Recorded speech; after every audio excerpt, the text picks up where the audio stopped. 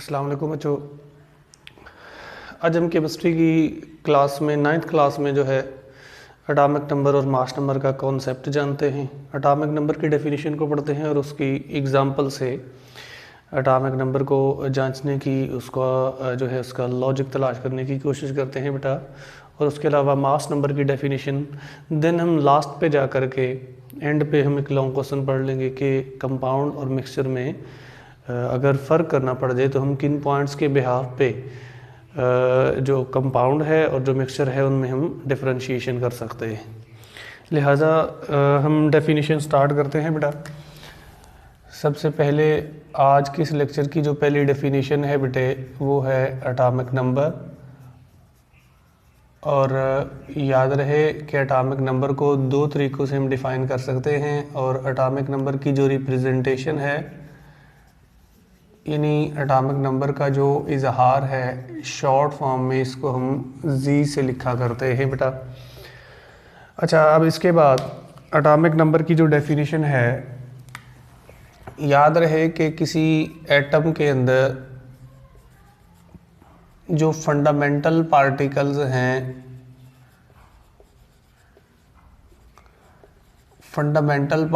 हैं, बेसिकली हमने पढ़ रखा है बेटा 3 होते हैं। और उन 3 फंडामेंटल पार्टिकल में से फर्स्ट वन प्रोटॉन है जिसके ऊपर प्लस का चार्ज होता है।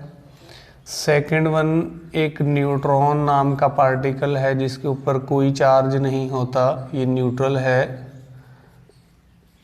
और थर्ड वन पार्टिकल जो है उसको इलेक्ट्रॉन का नाम देते हैं। वैसे तो बहुत सारे पार्टिकल हैं लेकिन जो फंडामेंटल पार्टिकल समझे जाते हैं उनमें इलेक्ट्रॉन, प्रोटॉन और न्यूट्रॉन है। अब अगर एटॉमिक नंबर की डेफिनेशन करना चाहते हैं तो याद रखें बेटा कि किसी एटम के अंदर प्रोटॉन की टोटल तादाद को गिन लिया जाए तो वो भी एटॉमिक नंबर होता है, या किसी एटम के अंदर इलेक्ट्रॉन की टोटल तादाद को गिन लिया जाए तो वो भी एटॉमिक नंबर कंसीडर होता है। लिहाजा बेटा so that is why we can say that कि atomic number can be define as the number of proton in the nucleus of an atom. किसी एटम के न्यूक्लियस के अंदर मौजूद proton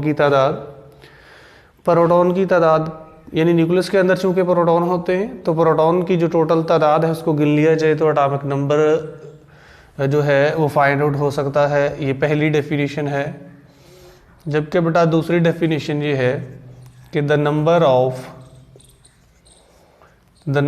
of electron in an atom, लेकिन अब की बार number of electron के बाद न्यूक्लियस में नहीं लिखना, क्योंकि एज यू नो दैट जो इलेक्ट्रॉन होते हैं बेटा वो एटम के न्यूक्लियस में नहीं होते। लिहाजा प्रोटॉन की बारे में न्यूक्लियस लिखना है, इलेक्ट्रॉन की बारे में न्यूक्लियस नहीं लिखना, सिर्फ the number of electron in an atom. किसी एटम के अंदर जो इलेक्ट्रॉन की तादाद है that is also called atomic number. And the number of proton nucleus के अंदर जो मौजूद होते हैं that is also called atomic number. अच्छा, ऐसा क्यों कहा? क्योंकि बेटा याद रखें कि जब तक एटम न्यूट्रल होता है, in case of neutral atom, जब तक एटम न्यूट्रल होता है, न्यूट्रल को मतलब उसके ऊपर कोई चार्ज नहीं होता बेटा। जैसे अगर सोडियम की बात कर लें, इसी तरह जैसे नाइट्रोजन की बात कर लें, ऑक्सीजन की बात कर लें, तो मकसद क्या है कि इन हालतों में एटम न्यूट्रल होता है। और बताने का मकसद ये था कि in case of neutral atom,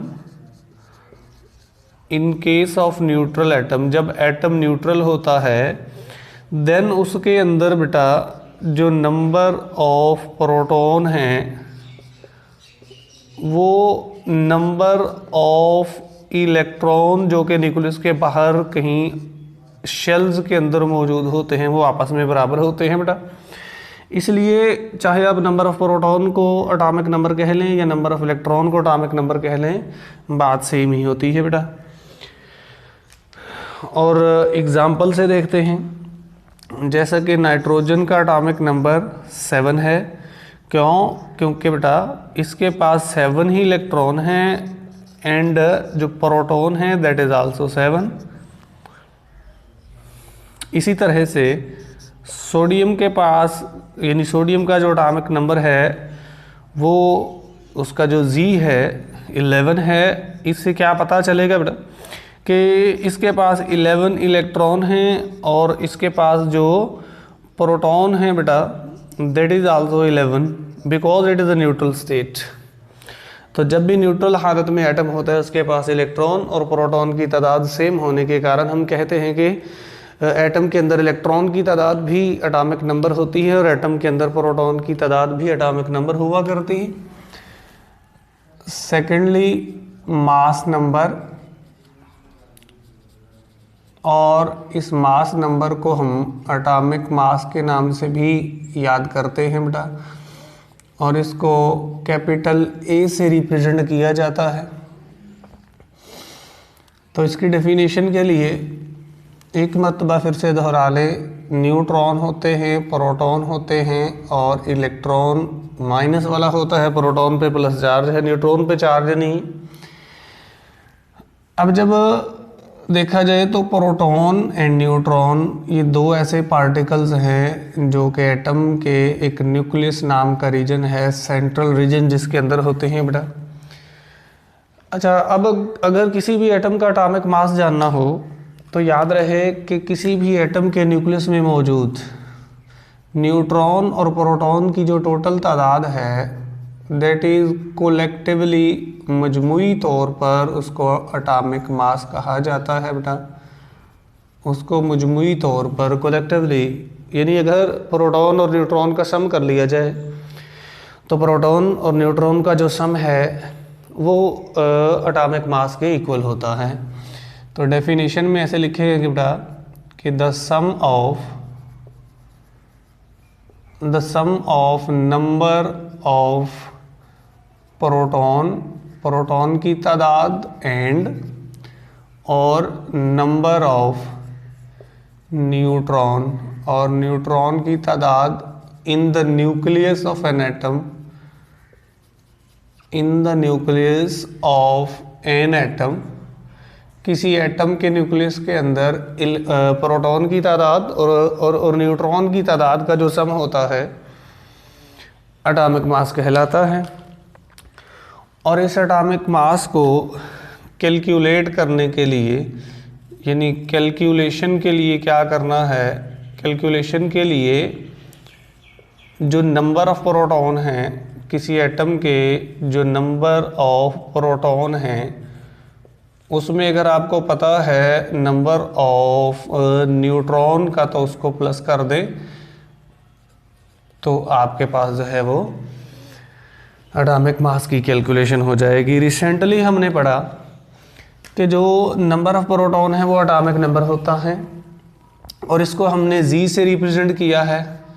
so that is why A जो कि एटॉमिक मास है that will be equal to number of proton, और नंबर ऑफ प्रोटॉन चूँकि एटॉमिक नंबर को रिप्रेजेंट करता है और एटॉमिक नंबर को हमने Z से लिखा हुआ है, और नंबर ऑफ न्यूट्रॉन जो है उसको हम स्मॉल n से लिखते हैं।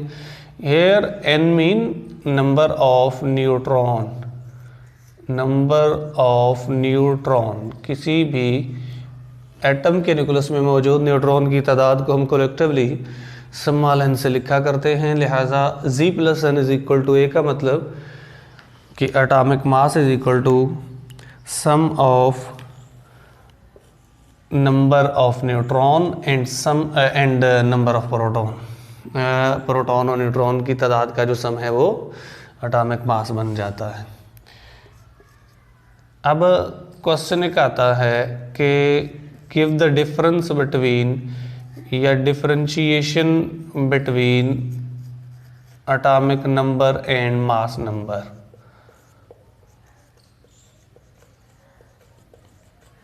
Atomic number and mass number. तो इन दोनों की डेफिनेशन के बाद दोनों की एक एक एग्जाम्पल लिखने हैं। अब इसकी एग्जाम्पल में जैसे कि सोडियम के लिए जो ए की वैल्यू है that will B 23 AMU। AMU atomic mass unit, जो एटम की मास को रिप्रेजेंट करने के लिए सबसे स्मॉलेस्ट यूनिट इस्तेमाल किया जाता है। और इसी तरह फास्फोरस जो है उसके लिए A31 AMU। इसके अलावा जो सल्फ़र है उसके लिए A की value that will be 32 AMU। These are the examples in concern of atomic mass. ये एटॉमिक मास की एग्जाम्पल्स हैं बेटा। नेक्स्ट आते हैं बेटा, एक लॉन्ग क्वेश्चन है कि राइट द डिफरेंस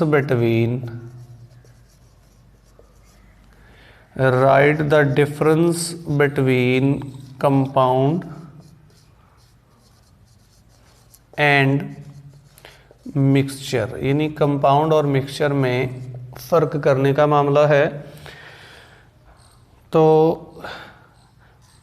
पहले लेक्चर्स के अंदर हम ये बात बेटा डिस्कस कर चुके हैं कि कंपाउंड जो है उसकी प्राइमरली जो शनाख्त होती है, आइडेंटिफिकेशन, वो उसके केमिकल फार्मूले से होती है। और मिक्सचर का कोई केमिकल फार्मूला नहीं होता, उसका कोई केमिकल फार्मूला जो है किसी भी मिक्सचर का नहीं होता, जबकि कंपाउंड का केमिकल फार्मूला होता है।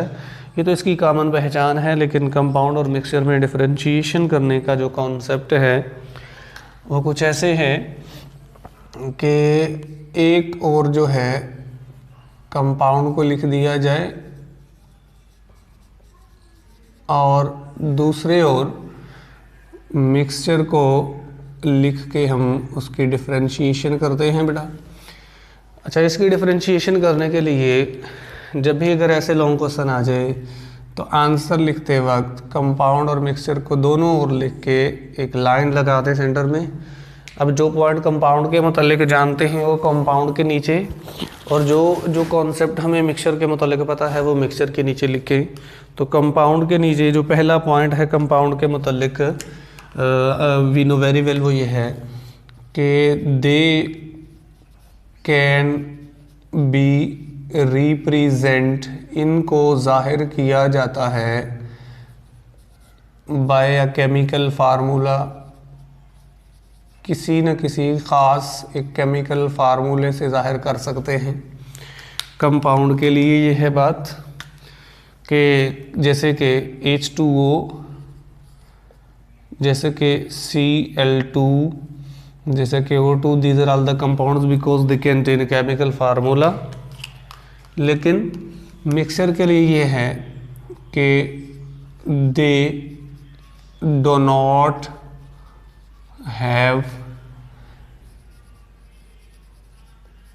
केमिकल फार्मूला, इनका कोई केमिकल फार्मूला नहीं होता। जैसे एयर है, जैसे सॉइल है, जैसे कोल्ड ड्रिंक्स हैं, तो इन तमाम का कोई केमिकल फार्मूला नहीं, because they are mixed. Where next one ये बात है कि जो कंपाउंड है they are pure matter, compound को हम खालिस मादा गिनते हैं, जबकि मिक्सचर जो है दे आर इम्प्योर मैटर, ये ना खालिस मादा समझा जाता है। उसके बाद नेक्स्ट बात ये है बेटा कि कंपाउंड जो है वो केमिकल कॉम्बिनेशन से बनता है। यानी दे आर फॉर्म, ये बनते हैं कंपाउंड कैसे बनते हैं, by the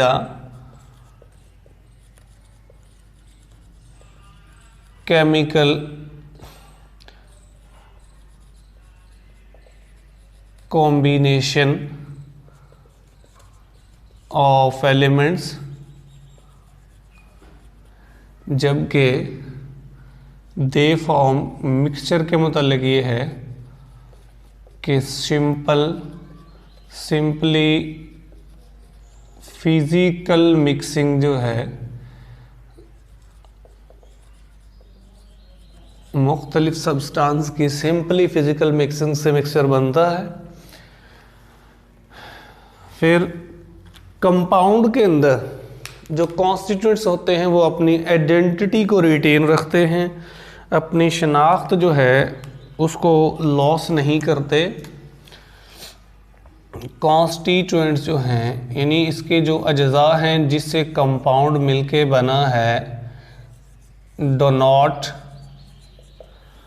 loss their identity.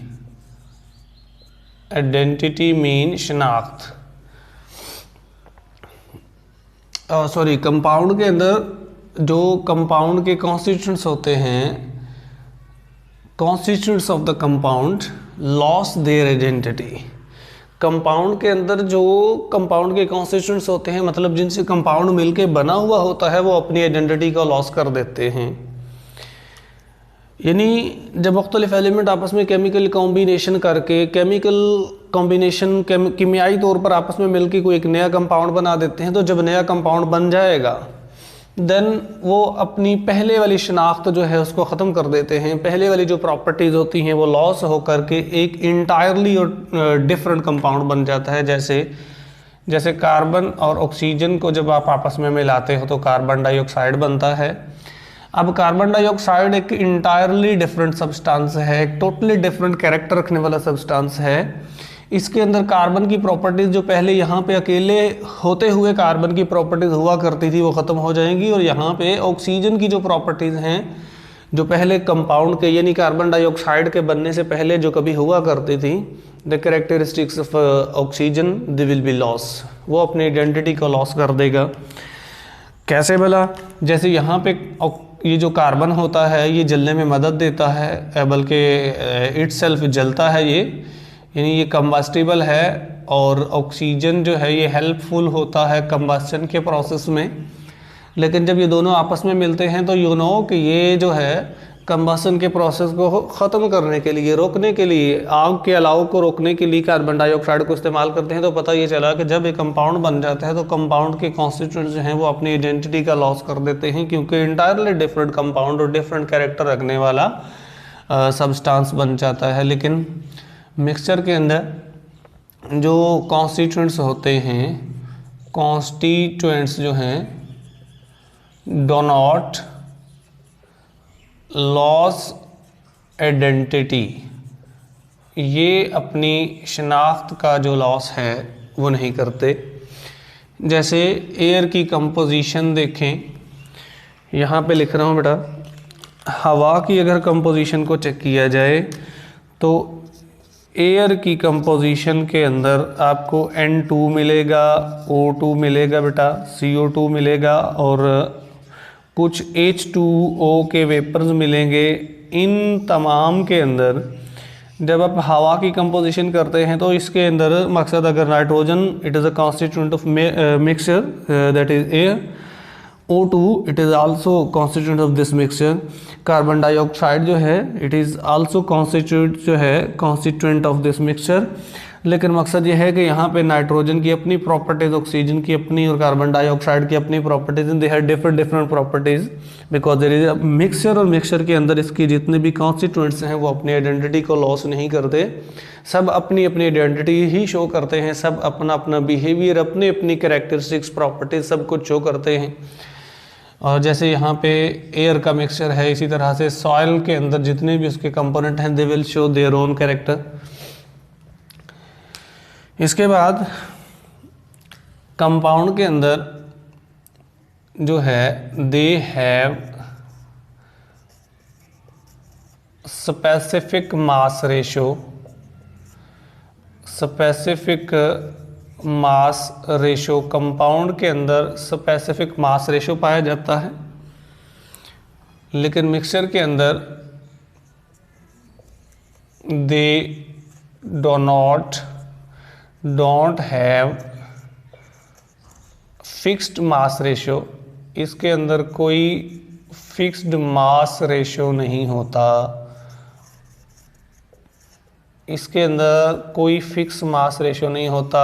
कोई एक कंपोनेंट जितनी मर्जी मिकदार में पाया जाता हो, दूसरा कम में हो, तीसरा और ज़्यादा हो, इससे कोई डिफरेंस नहीं होता।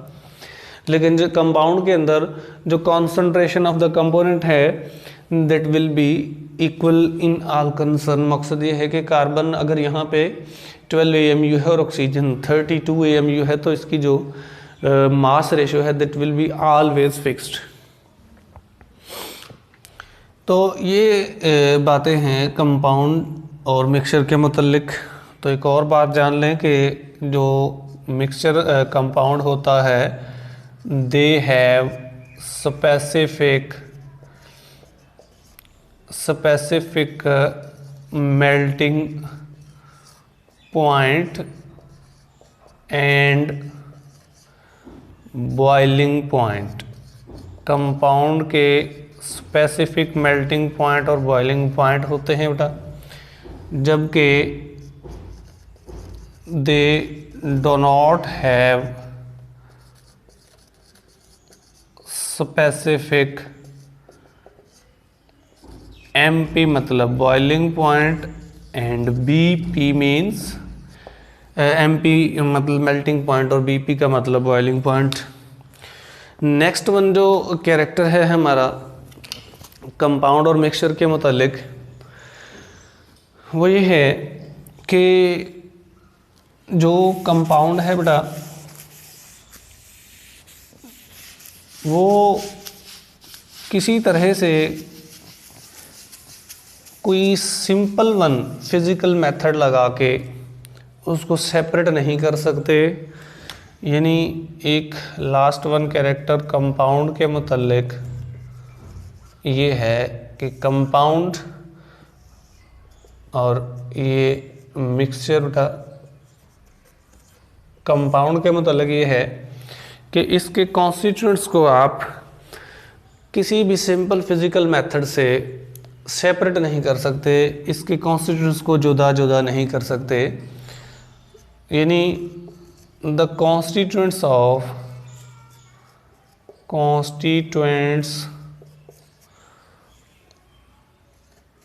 Of compound can not be separated by simple physical method। Simple physical method का मतलब सादा और तबई तरीक़ेकार, या अगर सिर्फ सिंपल के अलावा फ़िज़िकल मेथड लिख दीजिए तब भी बात ठीक है। जैसे मान लो कि आपने पानी को किसी बीकर के अंदर रख दिया, पानी को बीकर के अंदर रखने के बाद इसको हीट कर दिया।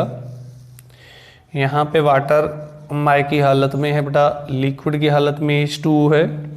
जब आप इसको हीट कर देंगे बेटा, तो इसको हीट कर देने के बाद यहाँ से पानी वेपोराइज हो जाएगा with the process of evaporation.